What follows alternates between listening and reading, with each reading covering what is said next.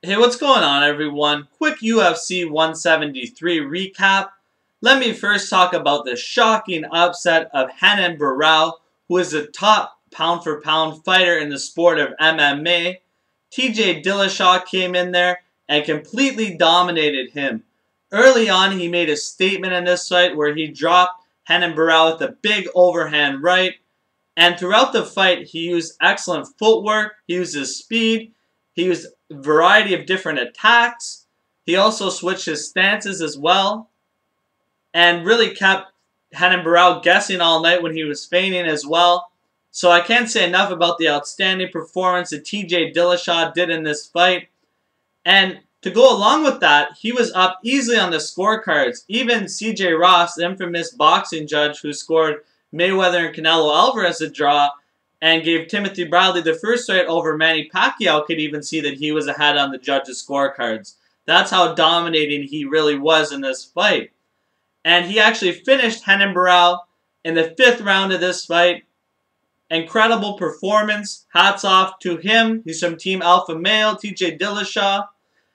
Dwayne Ludwig shows why he's one of the best striking coaches in the world.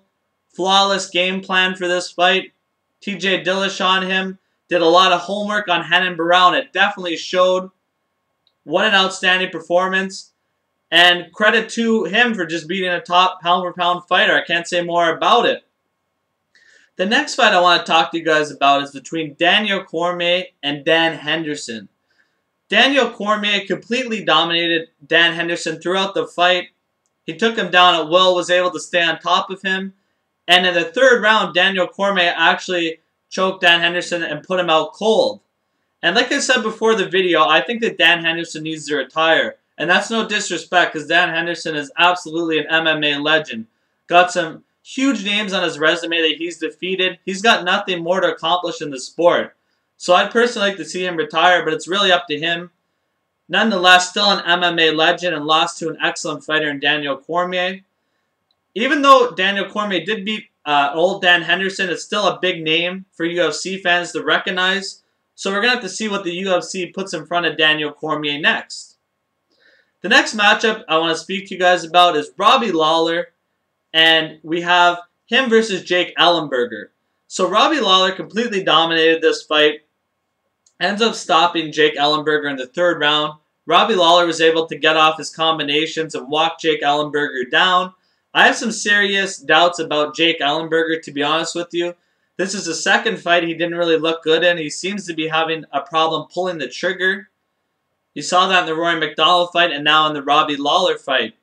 So it's going to be interesting to see what's next with him. Maybe he does a different camp, or I'm not really sure what he's going to do, to be honest, Jake Ellenberger. But I definitely think he needs to switch up something in his game because it's not working lately. Also, you have this excellent fight between James Krause and Jamie Varner for how long it lasted.